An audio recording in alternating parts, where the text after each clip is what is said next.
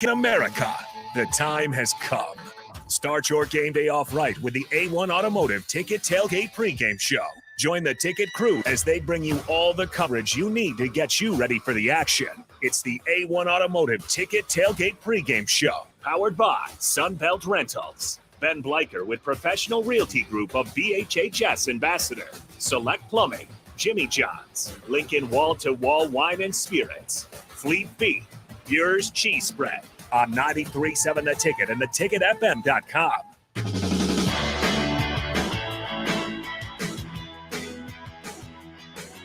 Hi, everybody, welcome into another edition of the Big Ten Show. He's the almost famous Adam Carriker. I'm the much less famous Jeff Thurn. Brought to you by Jacobson Seed Company, your healthy hybrid advantage for all your field needs, for corn, for the beans, for everything. Check him out at jacobsonseed.com today. Welcome in, Adam. How you doing, buddy? I'm great, and I love me some beans. My wife, not so much.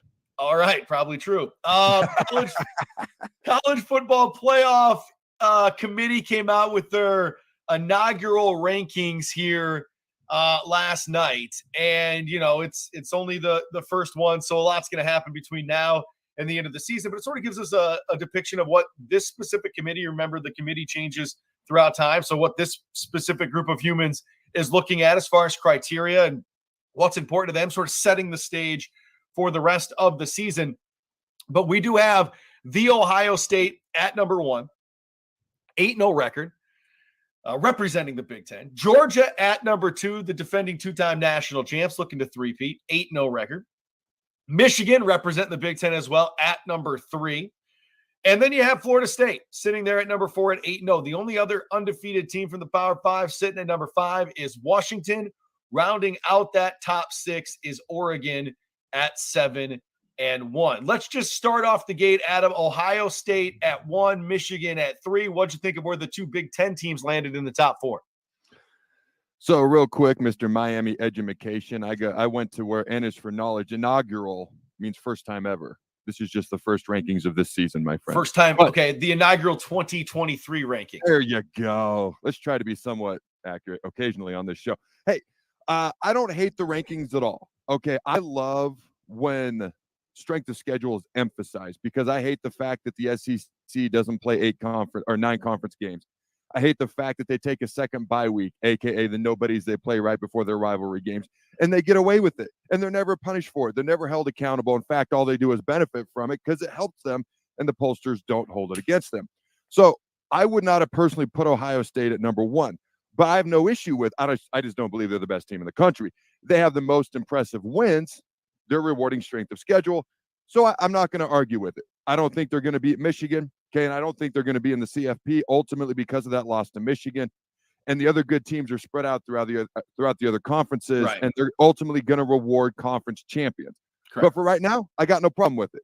But if you're going to reward Ohio State's strength of schedule, how in the blue hell do you put Florida State? And that LSU win does not look anywhere near as good as it once did. How do you put them, a team that has struggled several times this year in addition to, because that's the argument with Washington, they haven't looked good the past 2 weeks. How do you put Florida State ahead of Washington, who has beat the best one-loss team in the country, in Oregon, who's ranked right behind them? That's my biggest issue in the entire top 10, is you got to be consistent with rewarding strength of schedule. But Ohio State at 1, Georgia at 2, Michigan at 3. I'd personally have Ohio State at 3. I would have Washington above Florida State. The only other quandary I had was I would have Penn State above Ole Miss, but that's neither here nor there. And I actually would have Air Force. If you go down, let's list a little bit.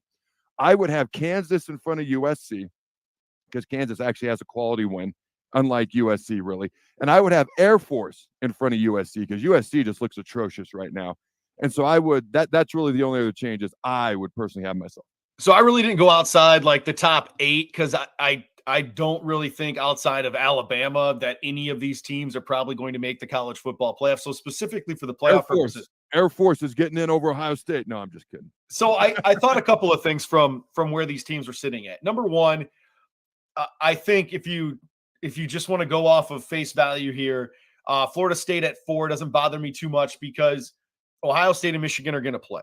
And the loser of that presumably would be out, except depending on how much they value Ohio State at 1, because we have seen it. Ohio State didn't even make the Big Ten title game last year, and they got in. So I think if they really, really value Ohio State, maybe the Washington spot at 5 could be a problem because of this.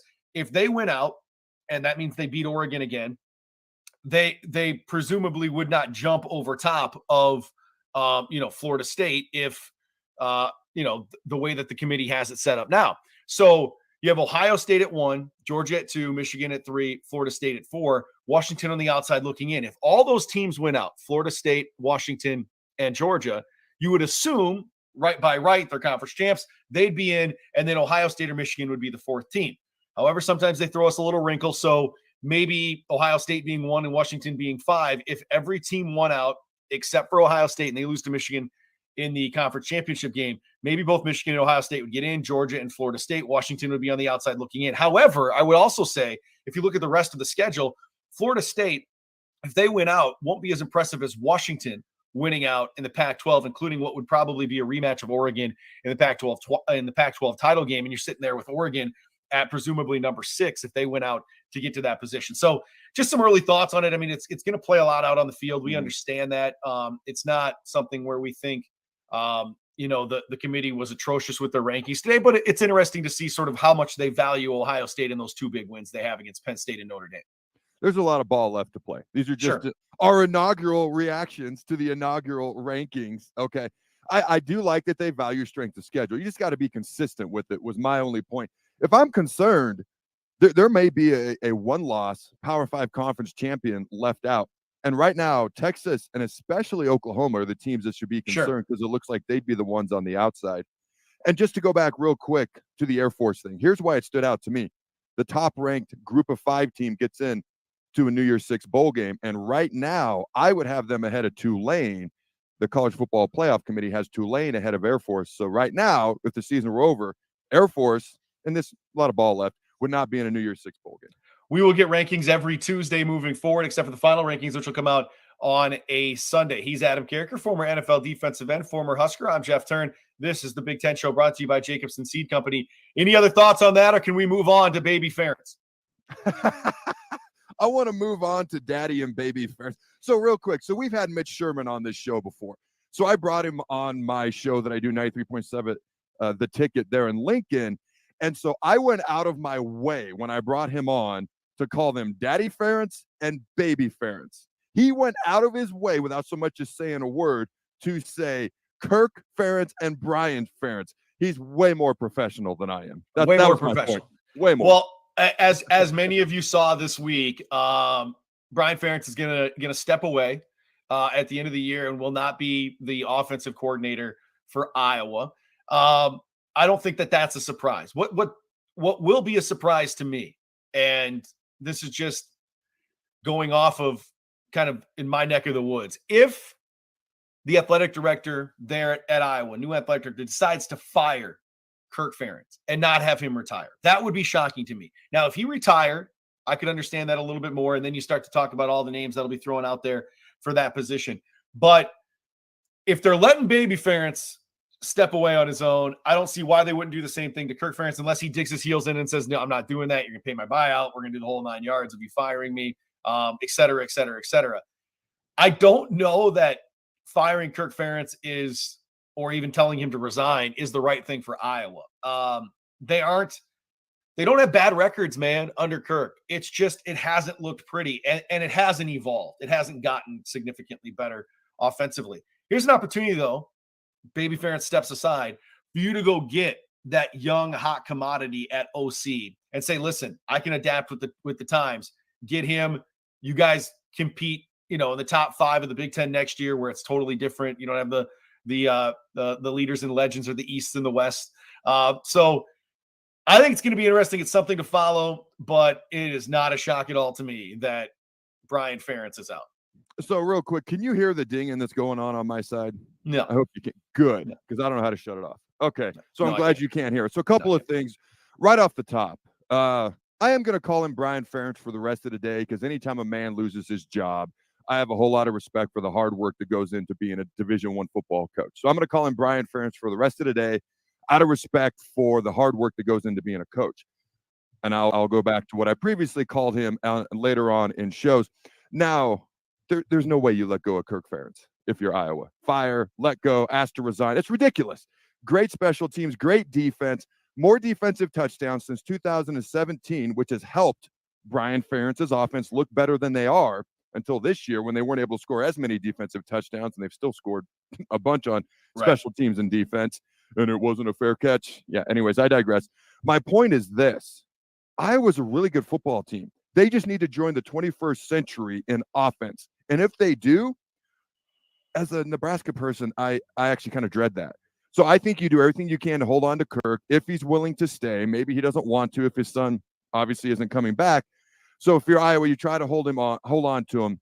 Now, I've seen this a couple of places. Scott Frost. He's a great offensive mind. He's a not great head coach. Okay. Lightning in a bottle, UCF, tons of talent, turned it around, couldn't do it at Nebraska.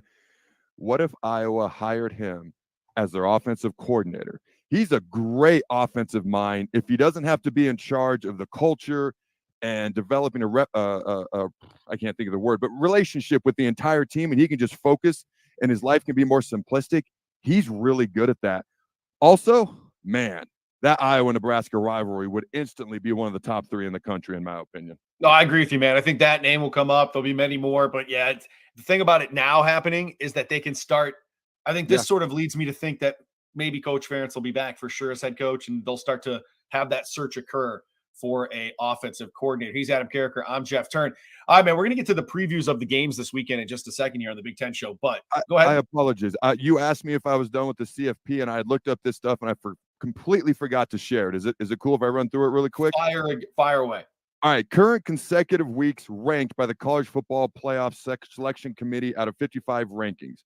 Alabama, 55 weeks in a row. Ohio State, 55 weeks in a row. Georgia, 36 weeks in a row. Oregon, 14 weeks in a row. Michigan, 13 in a row. Utah, 12 in a row. And also the most appearances in the College Football Playoff rankings all time out of 55 total rankings. Alabama, Ohio State, 55. Do you know who number 3 is? And don't think recent, like as in the past year or two. Think the early years of the college football LSU. playoff. Close. Clemson. Oh, okay. They were always at the top with 51. Oklahoma, 47. Notre Dame, 44. Georgia, 43. I'm going to leave the numbers off and go through the schools. Next is Utah, LSU, Michigan, Oklahoma State's up here, Oregon, USC, was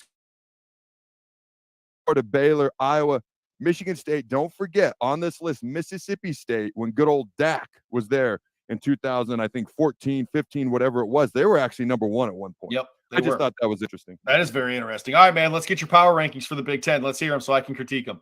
Yeah. All right, go ahead. So the top 3 was easy. The order was a little bit more challenging. Why don't you go I want you to go bottom to top.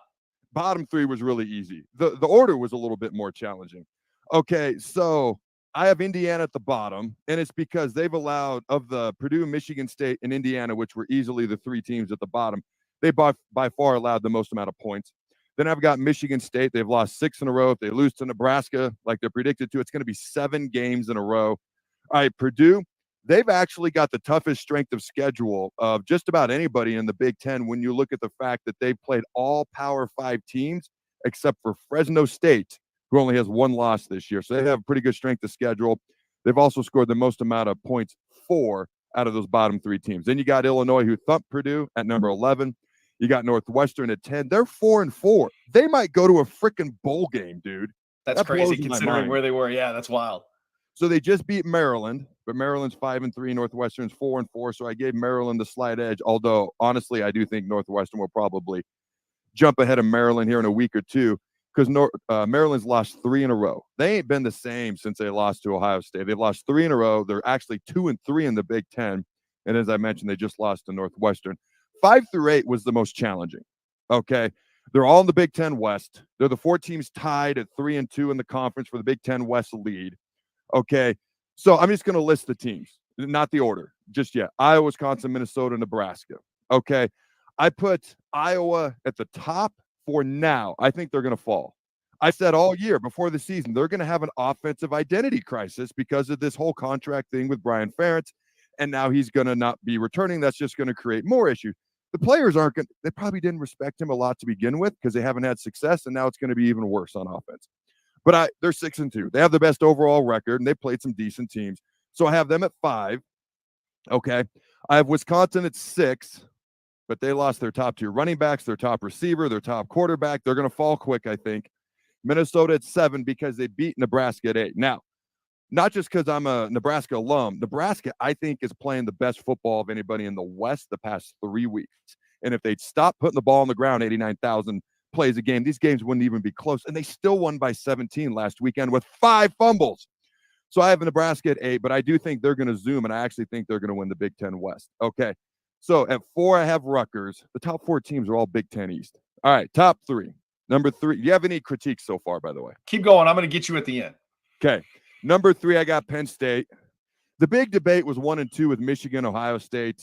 I think Michigan is the better team. Okay. And so I have Michigan at 1, Ohio State at 2. I think this is the best Michigan team out of the past 3 years. They've won the Big Ten the past 2 years. They beat Ohio State the past 2 years. And I know what Ohio State's done with their strength of schedule and their wins, but I think this is ultimately going to be the least good. I'm trying to phrase this nicely because they have done some good things this year. The least good Ohio State team of the last 3 years. So I got Michigan 1, Ohio State 2, Penn State 3. All right, I'm actually agree with you on Nebraska. I think Nebraska has been playing the best football in the Big Ten West the last 3 weeks. I do not see them not representing the Big Ten West in Indianapolis, man. And all of that should go on the shoulders of Matt Rule, right? Like he kept it together early when they were struggling.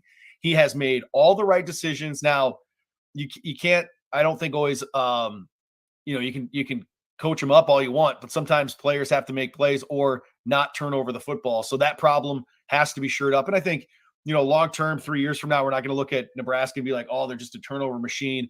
I think a lot of that is personnel right now, and that personnel will change over the next couple of years. I think my biggest disappointment, and I'm with you where they're at, and I think you could slot them, but Maryland, man, like that team could have gotten bowl eligible. They were up against Northwestern. They blew that lead. They lose that game, and they don't deserve to be where we thought they were earlier on in the year. And I don't know that I would put. I still don't know if Rutgers is a good football team. Like, I think they're solid. I guess they are. You have them all the way up at number 4, so that's a pretty big spot for them. I'd probably put Nebraska above Rutgers. If you played that thing at a neutral site, I'd probably take Nebraska. So I would put Nebraska at 4, and then I would put Rutgers at 5. And then as far as 1 through 3, yeah, I got Penn State. Hold on, you said Nebraska at 4? Dude, that's what I'm talking about. Go ahead. Yeah, I'd have Nebraska at 4. Yeah, Yeah, that's what you like. And then at number 3 for sure, Penn State. And then my question about Michigan is this: Ohio State beat Penn State and Notre Dame. Do you think Michigan is significantly better than both of those teams? I think this is the best Michigan team of the past 3 years, and I thought. Do you think they're significantly better than Notre Dame and Penn State? Yes. Okay. Now I do. Now you do? Okay. I still can't get on board with Michigan being like, oh yeah, they're better. They're going to beat Ohio State because their strength of schedule is 111th in the country. And so that's fair. When I haven't seen it yet, seen you beat up a bunch of teams and crush them and shut them down defensively. If I see you do that at the next 4 weeks and into that game against Ohio State, then yeah, man, like watch out Georgia, watch out Washington, Florida State, whoever. You're going to have a hard time beating Michigan in the college football playoff. I still think when they get in the college football playoff, man, they're going to have to air it out. And, J.J. McCarthy's played really well, but I still want to see it against a good defense. And we saw they could score last year against TCU, but TCU's defense wasn't great. We saw that against Georgia. And I think Ohio State deserves to be number 1. With the resume, Michigan can jump them. They're going to play each other. But Ohio State is the 2 best wins in the country, and they have been playing really good football. So I would put Ohio State at 1. I have no problem if Michigan's at 1, though. Like, I get it. They are really talented this year, and I probably wouldn't argue that this is the best team they've had since Harbaugh's been there. I think, and when I say this is the least good Ohio State team they've had, I still don't trust the O-line. I still don't trust the quarterback. I think Ryan Day should be up for Coach of the Year. I love their skill guys on offense, and I love their defense. But at some point, their offensive line is going to actually have to be good, and their quarterback's actually going to. And I know what he did against Notre Dame, but the rest of the game, he didn't look great. Okay, I do think Michigan is being punished, maybe rightfully so, for sign-stealing Gates. Okay, so I do think that that's part of it as well. And with the rest of my rankings, it's where the teams are right now. Like 2 weeks from now, because you'll do next week. When I do this 2 weeks from now, I fully expect Iowa, Wisconsin, Maryland to be swapped with Nebraska, Rutgers probably to fall. I just have Rutgers at 4 because everyone else is 5-3 or worse. That's not Ohio State, Penn State, Michigan, and Rutgers and Iowa are 6-2. So I'm going off record, and then I went Rutgers ahead of Iowa, but I expect them maybe both to fall, especially where Rutgers has got some Penn State and Ohio State coming up. He's Adam Carriker. I'm Jeff Thurn. This is the Big Ten Show brought to you by Jacobson Seed Company. Let's run through these games this weekend. We got a full slate throughout the Big Ten. I may skip over a couple, but Ohio State and Rutgers, I think this game's going to be closer than the 18.5-point spread. You think about what McCord's been able to do offensively. It's pretty impressive, man. What McCord's been able to do, 14 touchdowns, 3 interceptions. I think Ohio State wins this one, but I think Rutgers gives them a hard time in this game. Ohio State by 17, so I'm with you. They don't quite cover. Okay, Wisconsin and Indiana. Wisconsin could get bowl eligible, and then they can just start stacking wins after that to try to see what the best bowl they can get in year one under Luke Fickell. You can't stumble against a team that's 0-5, and it makes me a little nervous because the spread is only 9.5 as Indiana hosts this game. I still think Wisconsin wins. I'd take Wisconsin by 10. They're just going to struggle with all those guys out I mentioned earlier, but Indiana's awful. Speaking of lines that may scare you, Nebraska only a 3-point favorite on the road against Michigan State and a big whopping 34.5 over-under number here. Still too high of an over-under. I got Nebraska 20-6 if they don't. Either way, they're going to fumble a ton. I still got them by 2 TDs. Yeah, I don't think Michigan State gets their first win of the season here. I think they're just going to continue to rush that football down Michigan State's throat. I think that they'll be okay. Penn State and Maryland, a 9.5-point spread here. This is one of those tricky games where Maryland has lost 3 in a row. Penn State has that one blemish, but man, I don't see how there's any way that Maryland beats Penn State in this game. So this is kind of an old school mini rivalry game back before Penn State joined the Big Ten in '94. It's Maryland. I don't know what to expect. Are they the not so great Maryland of the past 3 to 4 weeks? Or are they going to get pissed off and come back like they were early to mid-season? I don't know. I'm going to take Penn State, but Maryland could get ran right off the field, or it could come down to like a 1-2 point game. I don't know what to make of the spread. So we have Minnesota and Illinois afternoon on the Big Ten Network. And, you see a team in Minnesota that's very balanced, and balanced is sort of, I think, a fair word to say, but they have only averaged 140 yards passing per game, 174 yards rushing, 226 through the air, 139 on the ground for Illinois. ESPN Analytics has Minnesota as a 60% favorite to win this game. Spread is 2. I will take Minnesota at home. And if this was on the road, I'd take Illinois, but I'm going to take Minnesota at home in this game. That's exactly what I was going to say. I was going to say if it was flipped, I'd take Illinois. So Minnesota, I don't think is that good this year, but they're kind of one of those teams. They're kind of like Iowa. They just kind of find ways to win, especially the games they should, which Nebraska is finally doing this year if you're a Husker fan. Okay, so I'm going to take, because Minnesota's 5-3, Illinois is 3-5, but I think they're mirror images of each other. I'm going to go Gophers because they're at home just like you. Finding ways to win. I think Iowa will do that this week. Again, ESPN Analytics has Iowa as a 78% chance favorite to win over Northwestern. Northwestern, though, as we said, man, they just continue to surprise a lot of people with the way that they play. And I think this is going to be one of those grinded out games. If Northwestern starts to score points, though, man, Iowa's going to be done because they just can't hang right now offensively with anyone in the Big Ten. But I do think Iowa gets this win this week and picks up their 7th win of the season.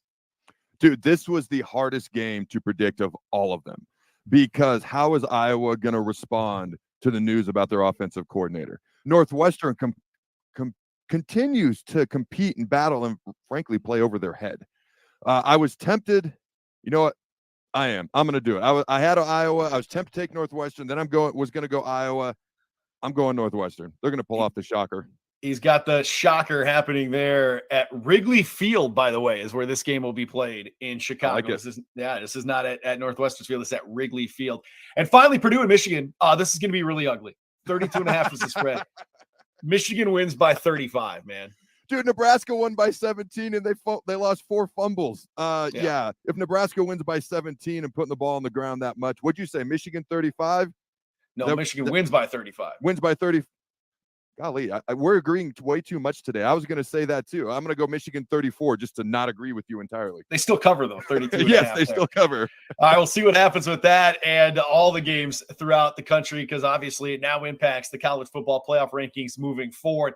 That was fun, man. As always, he's the almost famous Adam Carriker. I'm the much less famous Jeff Thurn. Thanks to Jacobson Seed Company for bringing you the Big Ten Show. Check us out on iTunes, Spotify, Believe, Sports Illustrated, and, of course, 97.3 The Ticket. All our friends down there as well. Check us out on YouTube, and make sure you hit the like and subscribe buttons as well. As another page is turned here on the Big Ten Show, we'll check in sooner rather than later, y'all. Be well. If you're like most guys with symptoms, you don't want to ask for help. Perhaps a free consult with the men's health experts will encourage you. What could it hurt? Limitless knows exactly how to treat your symptoms. They will verify with a blood test, and in a very short time, you'll feel like a new man. So don't drag your feet. You're not going to feel better unless you get help. The providers at Limitless know what they're doing. To receive your custom treatment plan, schedule online at limitlessmail.com and get your life back. Hey, Santa, we're getting a lot of requests for Nebraska Lottery Holiday Classic scratch tickets this year. Makes sense. Until January 3rd, 2024, players can enter non-winning tickets online for a chance to win 1, 5, 10, or 20,000 bucks. Yeah, but I built like 1 million wooden trains. Why do you keep making those? They're a classic holiday gift. Oh, trust me, Jingles, there's nothing more classic than cash. Top prize odds vary by game. Did you know that when you play games from the Nebraska Lottery, you're also supporting and even... That's right. Since 1993, the Nebraska Lottery has raised more than $900 million for Nebraska's environment, educational opportunities, and state fair. So to everyone who plays, we say... The Nebraska Lottery, 30 years of building a better Nebraska.